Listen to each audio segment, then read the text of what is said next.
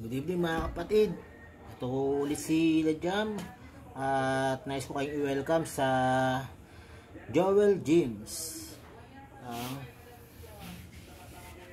Ang gagawin naman natin ngayong gabi ay yung tinatawag na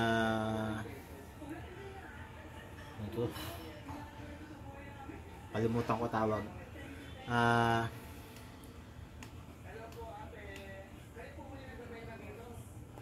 decline bench press, dumbbell bench press. Decline dumbbell bench press. Ito ay para sa ating lower chest. Usually ginagawa ko rito ay 3 to 4 sets talaga dahil hindi ako gumagamit ng barbell kasi yung aking lagayan hindi abot. Kung mapapansin nyo, masyadong mababa. Sana kung mga hanggang dito. Yan. Hanggang dito sana. Yan. Pwede. Kasi masyadong mababa at masyadong mataas. Medyo mahirap siyang ikalang.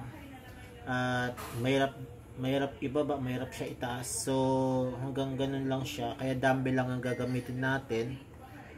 Na 4 sets. Then,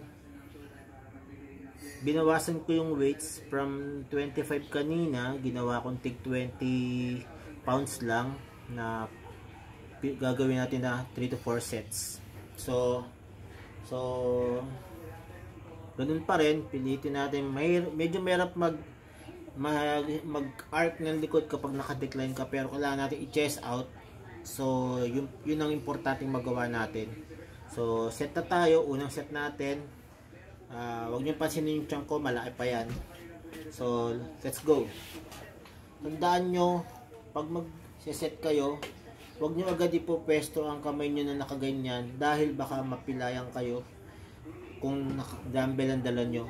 Lagi nyo lalagay mo na sa gitna, pupesto kayo, tsaka nyo ibubo kayong kamay nyo.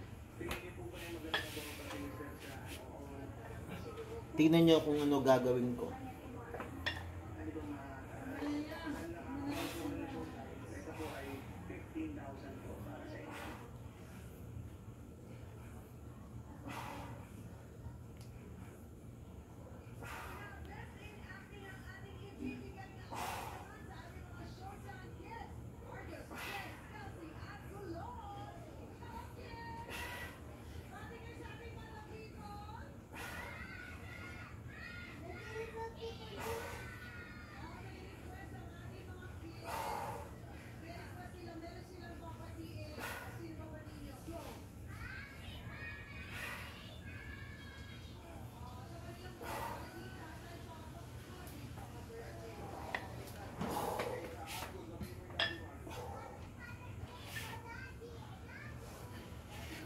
Mahirap po bumangon kapag naka-decline ka, lalo na pag may dala kang weights. So dapat medyo itigas mo yung tiyan mo. Huwag mo ibangon na sarili mo gamit ang likod, pwede ka ma-injured. Kung hindi mo kaya, huwag mo masyado agad bigatan hanggat hindi kaya ng abs mo na ibangon ng sarili mo. So feeling ko kung makaka-sit ups ka ng 20 to 30 sit ups tuwing magsi-sit ups ka, tingin ko kaya mo nang ibangon ang sarili mo na may dalang dumbbell na kagaya niya na tig 20 pounds, bali 40 pounds. So ayun mga kaibigan, maraming salamat ulit sa inyong pagsubaybay.